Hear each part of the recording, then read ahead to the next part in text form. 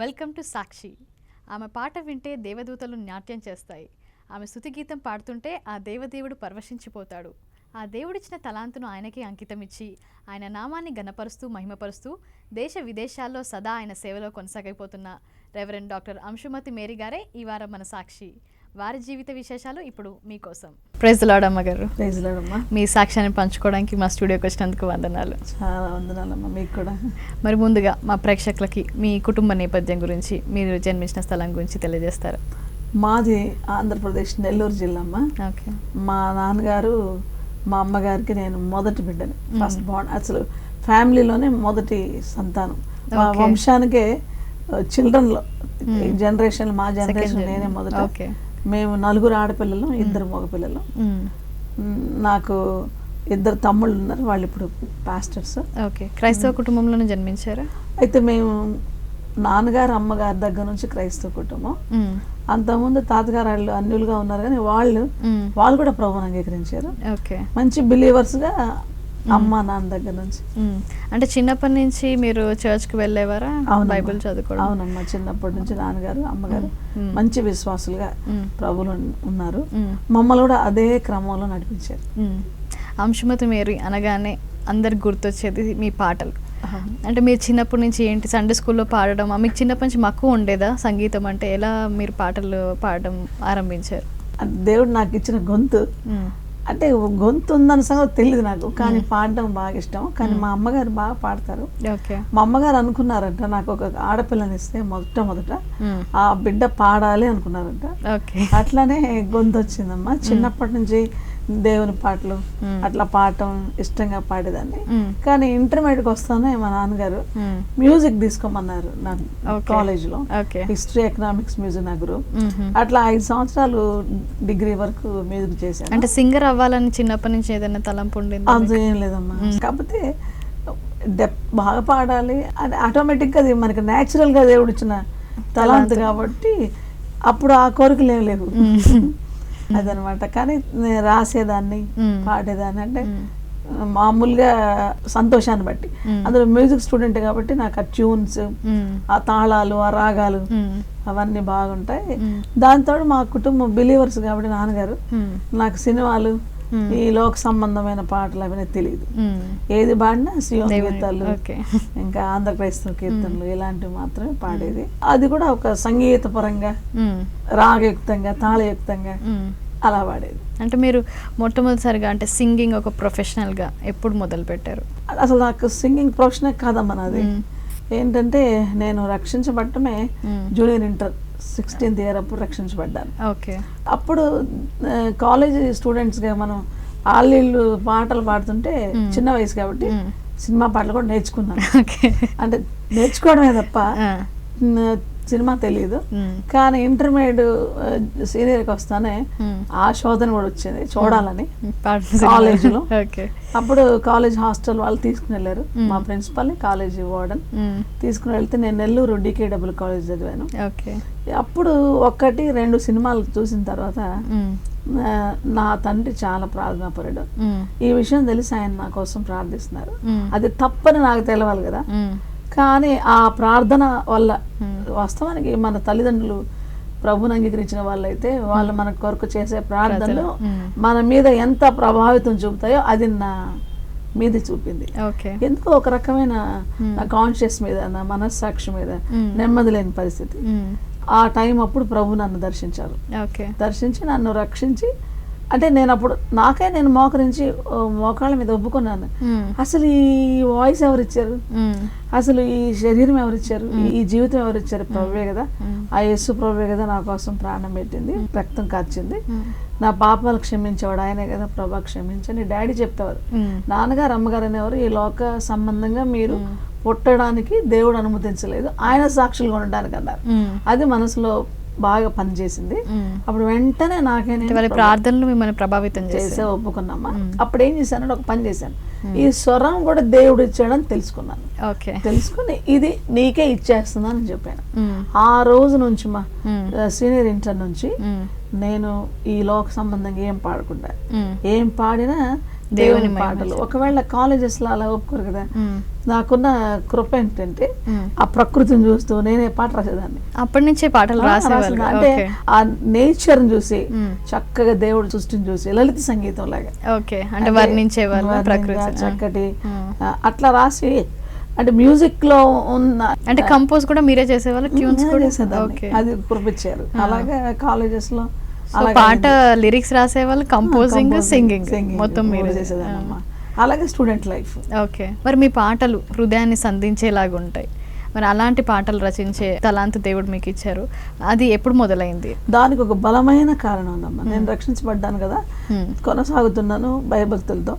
అంటే నాకున్న గొప్ప నిర్ణయం ఏంటంటే, దేవుడు మనకిచ్చిన తలాంత ఏదైనా, అంటే మన పెద్దవాళ్ళు నాకు చెప్పేది, మా నాన్నగారు ప్రార్థనాపరుడు కనుక ఏదైనా ఒక వరము తలాంతో దేవుడు ఇచ్చాడంటే అది ఆయన దేవుని మహిమార్థమై ప్రజలకు రక్షణార్థమై. అంటే ప్రభు మనకిచ్చిన ఈ తలాంతు నేను ఎలా వాడాలా అనేది నా మనసులో ఆ చిన్న వయసులోనే తెలిసిపోయింది. అందుకని దేవుని పాట రాయడం ఆరంభించాను. ఇప్పుడు యేసుక్రీస్తు ప్రభు ప్రేమని గురించి ఈ మధ్య కాలంలో, అంటే ఫ్రెండ్ అనే క్యాసెట్ లో నీ ప్రేమకు సాటి అనే పాట బాగా అది రికార్డ్ చేశారు, వేరే వాళ్ళు చేశారు. అది నా ఎంగేజ్ లో ఫస్ట్ ఇయర్ బిఏలో రాశాను. అప్పుడు అందులో ఈ లోకంలో ధనధాన్యాలైనా తలాంతులైనా వెండి బంగారాలైనా నువ్వు ఇచ్చినవే దేవా, అసలు నీకు సాటి ఎవరు అనేది ఆ రక్షించబడిన హృదయంలో స్థిరం అయిపోయిందమ్మా. అట్లాంటి ట్యూన్స్ ఆటోమేటిక్ గా హోలీ స్పిరిట్ నాకు ఇచ్చేవారు. అంటే పరిశుద్ధాత్మతో నిండుకొని మీరు ట్యూన్ కంపోజ్ చేశారు. ప్రార్థన చేసేదానమ్మా. యవ్వన కాలంలో కాపాడబడాలంటే మోకాళ్ళ ప్రార్థనా జీవితం. తెల్లవారు 4 నుంచి 6 గంటల వరకు ప్రార్థన, వాళ్ళు 6 నుంచి 8 గంటల వరకు బైబిల్ చదువుకోవటం. అలాగే ఆ తర్వాత ఎవ్రీడే. ఆ ప్రేయర్ ఫౌండేషన్ నాకు ఉందమ్మా. అంటే నేను సేవ చేస్తాను అనుకోలేదు. అంటే మనకి దేవుడు ఏ జాబ్ చేయమంటాడు, ఏ స్థానానికి వెళ్ళమంటాడు, అక్కడ వరకు వెళ్ళాలనే నిర్ణయం. అంటే జాబ్ చేసుకుంటూ దేవుడు ఇచ్చిన తలాంతులు దేవుని కోసం వాడాలి అంతవరకు. అట్లా ఇష్టం. ప్రభువా నేను నీ కోసం బతుకుతాను, నిన్నే మహింపరుస్తాను, నాకు చదవద్దు. ఇంకా కాలేజీని పంపించేస్తారేమో, ఇంకా అక్కడ నాకు స్టాప్ అయిపోద్దేమో, నా ఫ్యూచర్ ఏమైనా భవిష్యత్తు నీది. ఎందుకో ఆ చిన్న వయసులోనే ఆ తలంపు అలా వచ్చేసింది. Okay ready. మీరు మనసులో అనుకుని కాలేజ్ ఆపేసి దేవుని సేవకు సమర్పించుకోవాలి. సేవ కాదు, చదువు నీరు నన్ను రానేరు అనుకున్నాను. అంతే కదా. జనరల్ గా వాళ్ళ కోరిని నేను చేయనప్పుడు అప్పుడు వెంటనే వెళ్ళి డయాస్ మీద మంత్రులు ఉన్నారు, కలెక్టర్ ఉన్నారు, పెద్ద పెద్ద ఆఫీసర్స్ ఉన్నారు, కాలేజీ స్టూడెంట్స్ పేరెంట్స్ ఉన్నారు. అంతమందిలో కలువరి సువార్త గురించి పాడారు. యేసు ప్రభు కలువరి శిలువలో ఎలాగా మన కోసం బలియాగం అయిపోయాడు అనే అర్థం ఇచ్చేటువంటి సువార్త పాటను పాడాను. ఫైనల్ ఇయర్కి వచ్చినప్పటికి మళ్ళీ ఒక ప్రోగ్రామ్ చేయాలని పిలిచారు ప్రిన్సిపల్ గారు. ఎందుకంటే నా వాయిస్ అంటే అందరికి ఇష్టం. ఒక 10 మంది మంత్రులు వస్తున్నారు, ఆ డీకేడబ్ల్యూ కాలేజీ అమ్మాయినే అడుగుతున్నారు, నువ్వే పాడాలంట.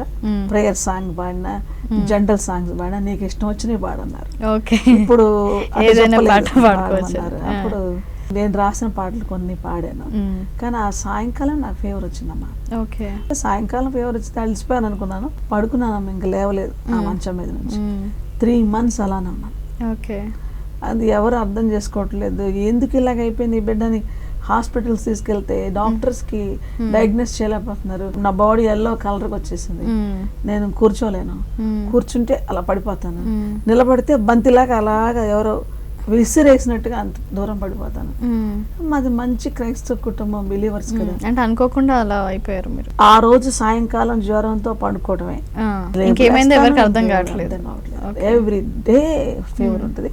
ఎవ్రీ డే ఆ ఫీవర్ తగ్గకపోగా బాడీ కండిషన్ అంతా మారిపోతుంది, ఎల్లో కలర్ వస్తుంది, అసలు తల తిరిగిపోతుంది. అంటే బ్రెయిన్ సంబంధంగా ఏమన్నా బ్రెయిన్ లో డిఫెక్టా లేకపోతే హార్ట్ లో డిఫెక్టా, అసలు ఏంటని అందరు డాక్టర్స్ అన్ని రీతులుగా నా మీద ప్రయోగాలు చేశారు, కానీ ఎవరు డయాగ్నోస్ చేయలేకపోయారు.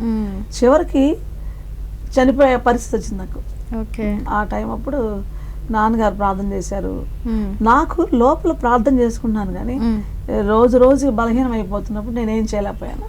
చివరికి ఫైనల్ ఇక నాది ఏప్రిల్ 8వ తారీఖు నా పుట్టినరోజు. ఇంకా ఆ టైం అప్పుడు ఇంట్లో తెచ్చిపెట్టేశారు అన్ని, తిప్పి హాస్పిటల్స్. ఇంకేం అవ్వదని నిర్ణయించుకోలేదు, ప్రొవైడ్ చేయాలి. ప్రభా ఎందుకు ఈ జీవితం, నేనేం తప్పు చేశాను అని నాలో నేను అడుగుతున్నాను. ఈరోజు నా పుట్టినరోజు, నిన్ను అంగీకరించాను, నువ్వు నా దేవుడని ఒప్పుకున్నాను, ఇంకా బ్యాప్టిజం తీసుకోలేదు నేను, ప్రభు బిడ్డనయ్యాను, మరి ఎందుకు మీరు ఇలా చేశారు, నేనేం అనుభవించాను ఈ జీవితంలో, సృష్టికర్త నువ్వే కదా, నువ్వు నాతో మాట్లాడతావా, అసలు సంగతి చెప్తావా, నాకంటూ జీవితం ఉందా, నేను అందరిలా ఉంటానా, నువ్వు మాట్లాడితే నేను నమ్ముకొని నీ బిడ్డగా నీ సాక్షిగా నిలబడతాను, నువ్వు నాతో మాట్లాడలేదు అనుకోండి, చనిపోయాను అనుకో, ఎక్కడికి వెళ్తాను, నా జీవితం వల్ల ప్రయోజనం ఏంటి అని ప్రభుతో మాట్లాడుతున్న సమయంలో నా పడక దగ్గరికే ప్రభు వచ్చారు. అప్పుడు నేను నా ఈ ఐస్తో నేను ప్రభుని చూడలేదు, కానీ ఆయన నాతో మాట్లాడడం నేను అంటే దర్శనం చూసారు, లోపల నుంచి మాట్లాడుతున్నారు, ఒక వాయిస్ నాలో వచ్చేస్తుంది. నువ్వు యెహెజ్కేలు గ్రంథం 17వ అధ్యాయం 22వ వచనం చదువు.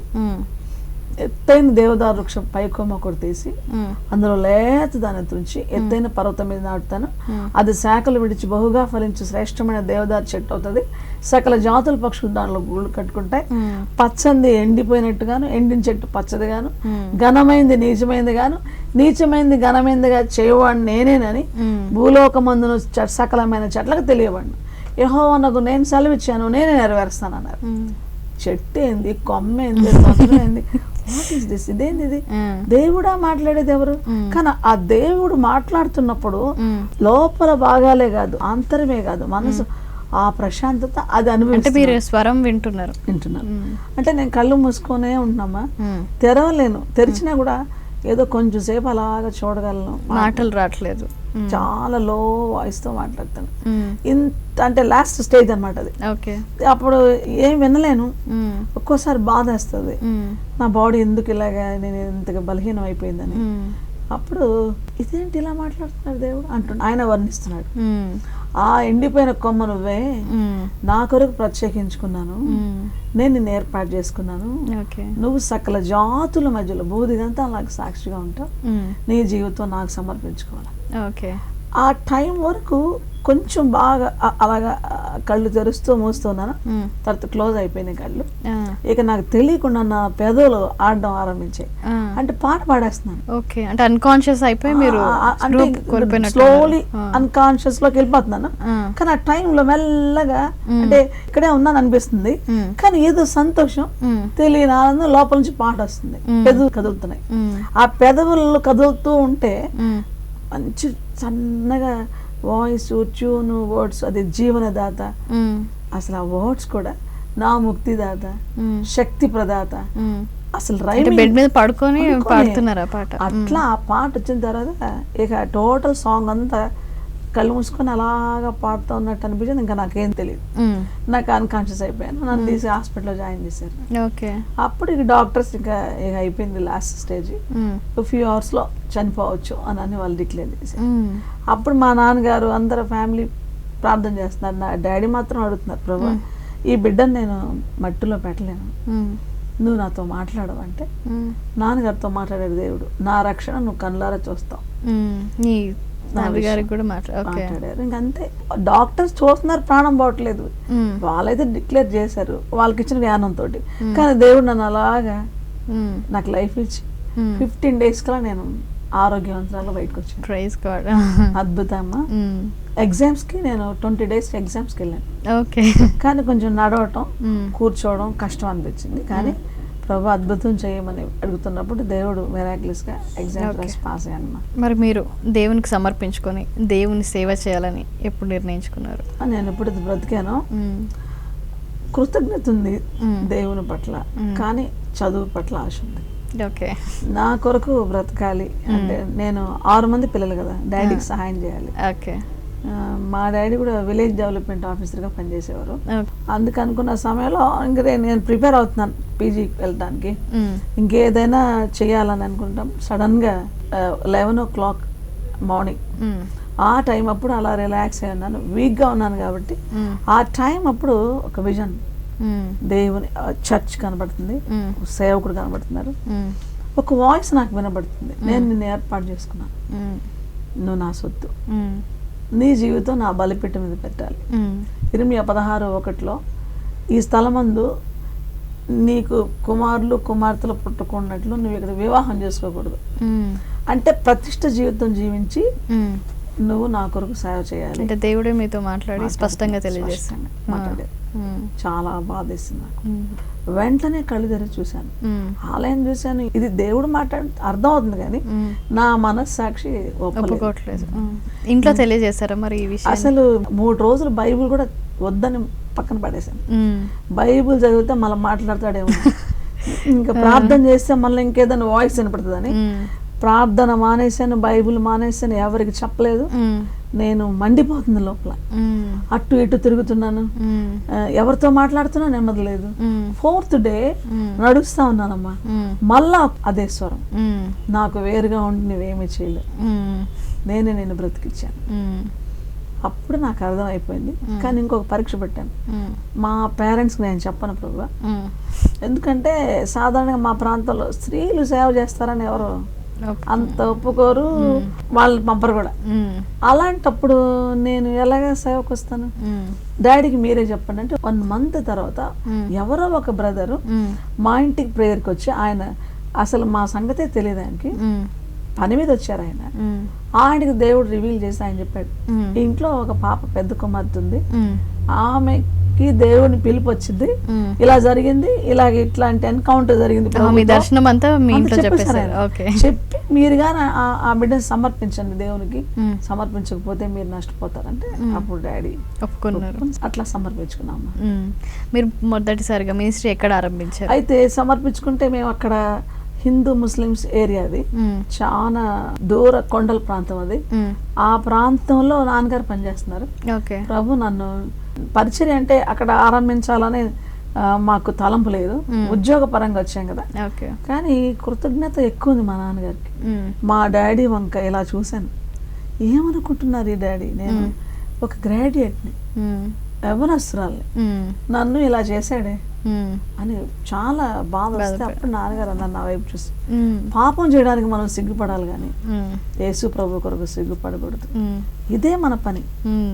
ఇంతమంది ప్రజలు ఎక్కడి నుంచి వస్తారు అంటే బస్ స్టాండ్ లో రోడ్ పైన ఫస్ట్ టైం ఆరంభమైందమ్మా. అలాగా ఇంకా నేను సిగ్గుని విడిచిపెట్టాను. ఒక్క నిమిషంలో నా హృదయానికి లోతైన స్పర్శ. అవును కదా, ఎవరి కోసం ఈ జీవితం? కాబట్టి ఇక నేను డిసైడ్ అయిపోయాను, అప్పటి నుంచి భయం లేదు, నన్ను ఎక్కడ వదిలిపెట్టినా సువార్త చెప్పేస్తాను. అది స్టేషన్ కాదు, బస్ స్టాండ్ కాదు, బజార్ కాదు, అట్లాగా ఆరంభమైంది. అంటే నాది ఫస్ట్ సువార్త దర్శనం. అందువల్ల నేను నా మినిస్ట్రీకి కూడా గ్రేస్ ఎవాంజలికల్ మినిస్ట్రీస్ అని పేరు పెట్టుకున్నాను. కృపతో రక్షించబడ్డాను, బ్రతికాను. ఈ స్వరం కూడా కృపే, ఈ తలాంతుల కృపే, ఈ వరాలు కూడా కృపా వరాలే కదా. సో ఇవన్నీ ఎందుకంటే టు గెట్ 1 soul, ఆత్మలు రక్షించడానికే కదా. కాబట్టి evangelical vision is my main vision, అంటే సువార్త దర్శనం అనేది ప్రాముఖ్యమైనది. అలాగే ఆరంభమయ్యి ఇప్పటికి 35 సంవత్సరాలు నా పరిచర్య. ఈ వ్యక్తిగత సువార్తలో నా స్వరం బాగా ఉపయోగపడింది. పాటలు ఇష్టమా అంటాను ఫస్ట్, ఎవరమ్మా నువ్వు, ఏంటి నీ మెళ్ళలో ఏం లేదు, చేతుల్లో ఏం లేదు, చచ్చిపోయాడా, చిన్నప్పుడే పెళ్లి చేశారా అనేవాళ్ళు. చచ్చిపోలేదు, ఉన్నాడు అనేది. ఎవరు అంటే నా దేవుడు నా రక్షకుడు అని చెప్పేదాన్ని. అయితే మీకు పాటలు అంటే ఇష్టమా అని, నాకు సెకండ్ లాంగ్వేజ్ హిందీ, అందుకు హిందీ పాటలు పాడేదాన్ని. ఎవరు ముస్లిమ్స్ దగ్గర పోతే, తెలుగు వాళ్ళ దగ్గర పోతే తెలుగు పాటలు కూడా రచించి హిందీ సాంగ్స్ కూడా ఉన్నాయి. ఎన్ని పాటలు రచించుంటారు? దాదాపు 30 వరకు రాశాను, కానీ రికార్డ్ చేసినవి ఒక 10 మాత్రం ఉన్నాయి. పాడినవి ఎన్ని పాటలు? పాడినవి 1000 ఉంటాయమ్మా. చాలా పాటలు అంటే 100 songs వరకు రికార్డ్ అయింటాయి. అంటే మీరు పాట రచించినప్పుడు ఏదైనా అంటే పరిశుద్ధాత్మను అందుకొని ఏదైనా సందర్భంలో మీకు ఆ పాట సందర్భం ఎప్పుడు నా మెడిటేషన్, అసలు ప్రతి పాట వెనక ఒక ఇన్సిడెంట్ ఉంటుంది. ఖచ్చితంగా ఉంటుంది. అందులో ఏదైనా ఒకటి మా ప్రేక్షకులతో పంచుకుంటారా? తప్పకుండా. ఇప్పుడు ఈ రీతిగా ప్రజల్ని ప్రభు దగ్గర నడిపించడమే కాకుండా అక్కడ చర్చ్ స్టార్ట్ అయింది. అందువల్ల అక్కడ నేను చర్చ్ ఫస్ట్ నా మినిస్ట్రీ చర్చ్ మినిస్ట్రీ. ఇంకా ఆ చిన్న ఏజ్లో వాళ్ళకి బోధించడం, అలా చేయడం. అయితే ఒక చిన్న ఇన్సిడెంట్ ఏంటంటే, నాన్నగారు ప్రభులో అంటే మమ్మల్ని నడిపిస్తూ వచ్చిన ఆయన 86వ సంవత్సరం జూలై 7వ తారీఖు ప్రభు దగ్గరికి వెళ్ళిపోయారు. వెళ్ళిపోతే నేను ఇంకొక పెద్ద క్వశ్చన్ వేసాను దేవుడిని, సంపాదించే ఒక వ్యక్తిని తీసుకున్నావు ఆ హార్ట్ అటాక్తో, చిన్న ఏజ్, మా అమ్మ 40 సంవత్సరాలప్పుడు, అందరు యంగ్స్టర్స్, అదే న్యాయం ప్రభా నీకు, ఇప్పుడు మేము ఏమైపోవాలి అని ఒక క్వశ్చన్ వేసాను. నువ్వు ఉన్నావా అన్నాను. ఆయన లేక అక్కడికి పోయాడు. ఆ పగిలిపోయిన హృదయంతో ఏడుస్తూ పెద్ద కుమార్తెని ఇప్పుడు ఎట్లా, ఈ ముగ్గురు చెల్లెళ్ళు యంగ్స్టర్స్ అందరూ కుటుంబాన్ని పోషించారు, కుటుంబం, చిన్న తమ్ముళ్ళు, అమ్మ ఏంటి ప్రభు ఇలా చేశారు మీరు అంటే అప్పుడు ఉన్నాను అని అన్నారు ఆయన. అప్పుడు ఉన్నావు దేవా అనే పాట రాయడం జరిగింది. ఆ పాట ప్రభు స్వరాన్ని వింటూ ఆయన మాట్లాడే మాటలే ఆ పాట సందేశం. నేను ఇశ్రాయేల్ని ఎలా పోషించానో, మోషేకి ఎలా తోడై ఉన్నానో, ఎలాగ దానియేలుతో యోసేపుతో ఉన్నానో, అలాగా నీ కుటుంబంతో నీతో ఉంటాను. దేవుడిచ్చిన వాగ్దానాన్ని మీరు పాటలాగా రాసి పాడేశారు. మాట అది నెరవేర్చారు.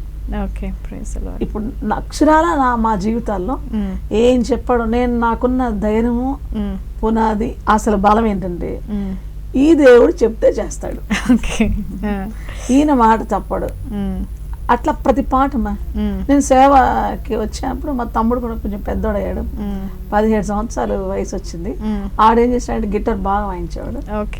అప్పుడు మా తమ్ముడు ఒకరోజు కోపం వచ్చింది, ఏంటి 24 గంటలు అక్క వెళ్తానే ఉంటది, ఇంకా మన అక్కళ్ళు ఉన్నారు, ఆడు 5వ వాడు, ఇంకెంతకాలం నేను రాను నీతో అన్నాడు. మమ్మీ ఒక్కటే కదా మరి మనకి ఎట్లా ఫ్యామిలీకి ఇంత పెద్ద ఫ్యామిలీ కదా అంటే దేవుడు చూసుకుంటాడు అంట. నేను యెహోవా హీరే అంటే అది ఎట్లా దేవుడు ఎట్లా చూసుకుంటాడు అంటే ఎంగేజ్లో ఆ బాబు కూడా రక్షించబడలేదు ఇంకా.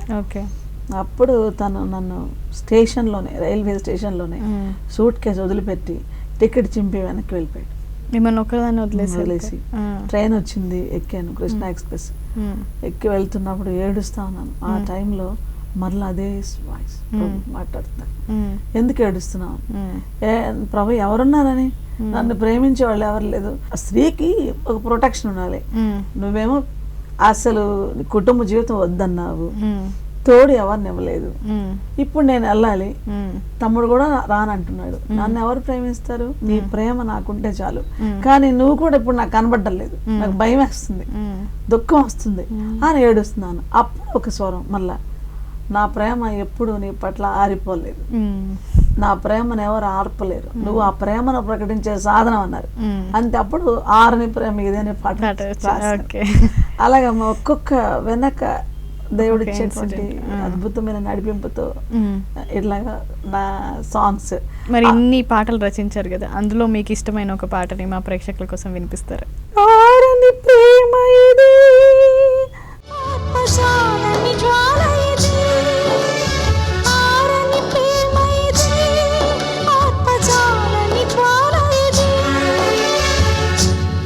శ్రేష్టమైనది, అంతమే లేనిది, అవధులే లేనిది, అక్షయమైన ప్రేమది, అతి శ్రేష్టమైనది, అంతమే లేనిది, అవధులే లేనిది, అక్షయమైన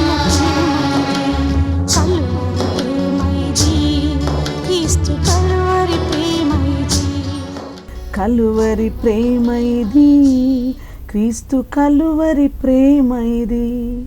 ఈ రీతిగా ఆ కలువరి సిలువ అలా కనబడుతుంటే, సిలువలో ప్రేమ ఎంత శాశ్వతమో నా ప్రేమ ఫరెవర్, ఎప్పటికీ నీకు అంత శాశ్వతమని. అంటే ప్రతి పాటని మీ జీవితంలో ఒక అనుభవం నుంచి దేవుడు తీసుకొచ్చి. నిజంగా పాటే ఆయన మాట నాకు పాట అయింది, ఆ పాటే నా జీవిత బాట అయిందమ్మా. ఇప్పుడు నిజంగా నేను జాగ్రత్తగా ఉన్నానంటే ఒక కోటలాగా కాపాడుతున్నాడు. అంటే స్త్రీలు సువార్త పరిచయం చేయడం ఎక్కువ చూడము, పాటలు అంటే చాలా మంది పాడతారు, కానీ మీరు ఒంటరిగా స్త్రీగా పరిచయం చేస్తుంటే ఇన్ని సంవత్సరాల నుంచి ఎన్నో ఒడిదుడుకులు ఎదుర్కొని ఉంటారు. ఖచ్చితంగా. మరి మీరు అదన్నిటిని ఎలా ఎదుర్కోగలిగారు? ఎప్పుడైనా నా నిరాశలో, నా నిస్పృహలో, ఎందుకంటే మనుషులేం కదమ్మా, మనకు కోరికలు వస్తాయి, భారాలు వస్తాయి, బాధలు కూడా హృదయాన్ని. తర్వాత అన్నిటికంటే ముఖ్యంగా ఎదుర్కొంది నిందలమ్మ. ఎందుకంటే ఒంటరి స్త్రీని ఎవరు నమ్ముతారు, అసలు సొంత తమ్ముడు పక్కనున్నా నమ్మరు, అంటే ఆ తమ్ముడు కూడా ఎవరో అనుకుంటారు. ఒక్కోసారి ఈ నిందలు, అవమానాలు, మనుషులు వేసేటువంటి ఆ రాళ్ళు, అలాంటప్పుడు ఎక్కువగా హృదయాన్ని తాకి ఆదరించింది వాక్యం. ప్రభు సన్నిధిలో ఉపవాసం ఉండి ప్రార్థన చేసినప్పుడు ఆ శోధన కూడా తప్పించాడు. ఓకే. చాలా బలమైనటువంటి వాగ్దానాలతోటి. అంటే నేను ప్రేక్షకులు కూడా చెప్పేది ఏంటంటే, పిలిచిన వాడు నమ్మదగినవాడు, అద్భుతంగా మనం నడిపిస్తాడు. తర్వాత ఇచ్చిన మాట మాత్రం ఖచ్చితమైంది, మాట మార్చడు, నిబంధన రద్దు చేయడు.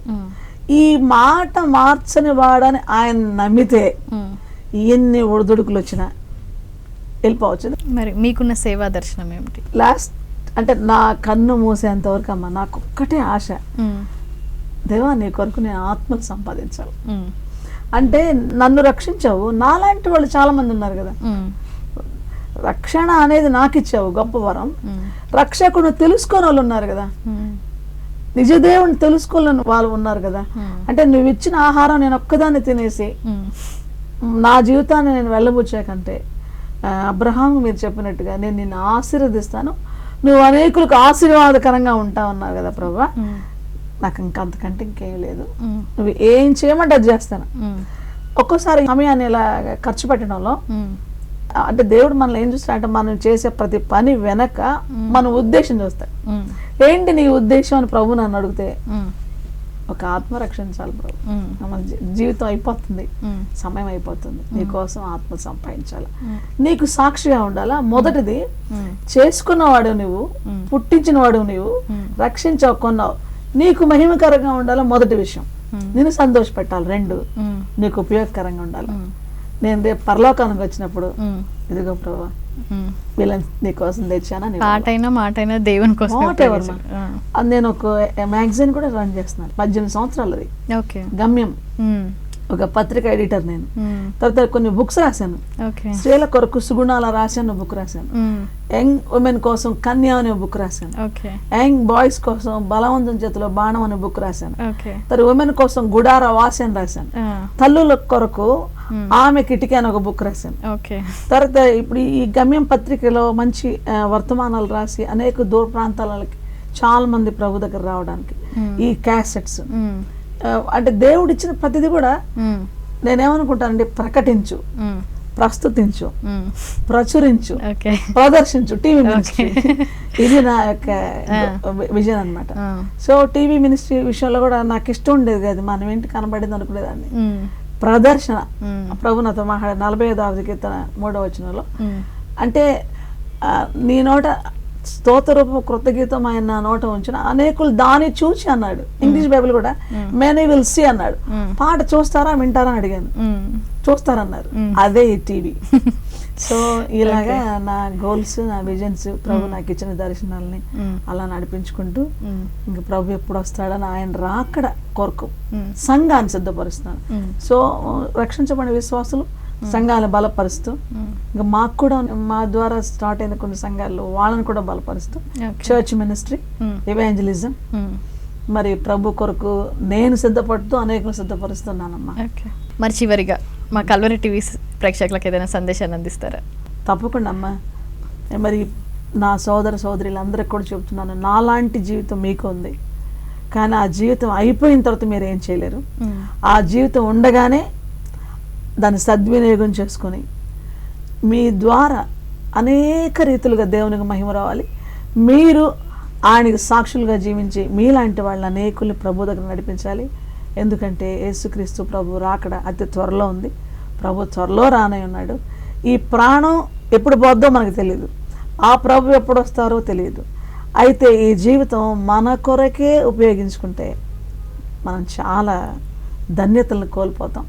యేసుక్రీస్తు ప్రభు నిజమైన దేవుడు, నిత్యజీవం ఇచ్చే దేవుడు, మోక్షానికి ఏకైక మార్గం. ఆ ప్రియ ప్రభు మిమ్మల్ని క్షమించి రక్షించి నిత్యమైన మోక్ష రాజ్యంలో యుగాలు ఉంచుకోవడానికి శక్తి గల దేవుడు. ఆయనే మార్గం, సత్యం, జీవం.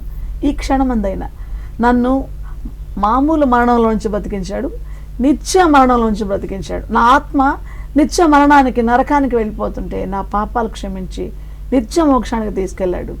నా శరీరం క్షీణించిపోయి ఉంటే వ్యాధితోటి స్వస్థపరిచి ఆరోగ్యం ఇచ్చాడు. డాక్టర్స్ నన్ను భూమి మీద నడవలేదు ఇక అని చెప్పారు, అసలు నేను ఏం పని చేయలేనని చెప్పారు, మంచి ఆరోగ్యం ఇచ్చారు. కాబట్టి నా ప్రియమైన సోదర సోదరులు, ఈ ప్రోగ్రాం వాచ్ చేస్తున్న మీ అందరికీ నేను చెప్పేది ఏంటంటే, భౌతిక జీవితానికి కావాల్సిన ఇవ్వగల మహాశక్తి యేసుక్రీస్తు ప్రభులో ఉంది. ఆయన మీ రక్షకుడుగా, నీ దేవుడిగా, ప్రభువుగా మీరు అంగీకరిస్తే ఆత్మ రక్షించబడి ఆత్మీయ జీవితానికి కావాల్సినవన్నీ ఇచ్చి మీరు ఒకవేళ భూమి మీద మరణిస్తే క్రీస్తు ప్రభువులో మరణం అనేది నిద్రగా మార్చి మీరు ఆ నిత్య మహిమలో కళ్ళు తెరుస్తారు. ఒకవేళ యేసు ప్రభువుని నమ్మకుండా ఈ టీవీ ఛానల్ చూసి బాగానే ఉందనుకొని మీరు మౌనంగా ఉండిపోతే మీరు ఎప్పుడు చనిపోతారో తెలియదు. చనిపోయినప్పుడు యేసు లేని మరణం, యేసు ప్రభువులో లేకుండా చనిపోతే నిత్య నరకానికి వెళ్తారు. కాబట్టి సమయం ఆసన్నమైంది. ఈ క్షణమంది మీ జీవితాన్ని ప్రభువుకు సమర్పించండి. ఇప్పటి వరకు ప్రభువు నమ్ముకోనుండి ఏమీ చేయకుండా అలా మౌనంగా ఉంటే మీ జీవితాన్ని ఖర్చు పెట్టండి ఆయన కోసం. మీరే ఒక గొప్ప దాననిధి. మిమ్మల్ని ఆయన వాడుకుంటాడు. మీ ద్వారా ఇంకా అనేకులకు మేలు కలుగు చేస్తాడు.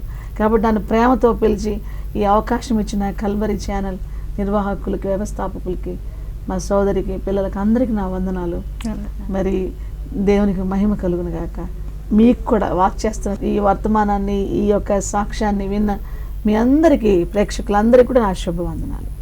ప్రభు మిమ్మల్ని దీవించుగాకమ్మా. మరి దేవుడు కూడా మిమ్మల్ని ఇంకా బలమైన సాధనంగా వాడుకొని అనేక ఆత్మలు దేవుని రాజ్యానికి మీరు సంపాదించాలని కల్వరి టీవీ మనస్ఫూర్తిగా ఆశిస్తుంది. థ్యాంక్స్ అమ్మా. వందనాలు. Praise the Lord. మనందరినీ ఇన్స్పైర్ చేసే అంశుమతి మేర్ గారి అద్భుతమైన సాక్ష్యం చూశారు కదండి. వచ్చే వారం మరో సాక్షితో మీ ముందుంటుంది మీ Sakshi. Until then keep watching Calvary TV.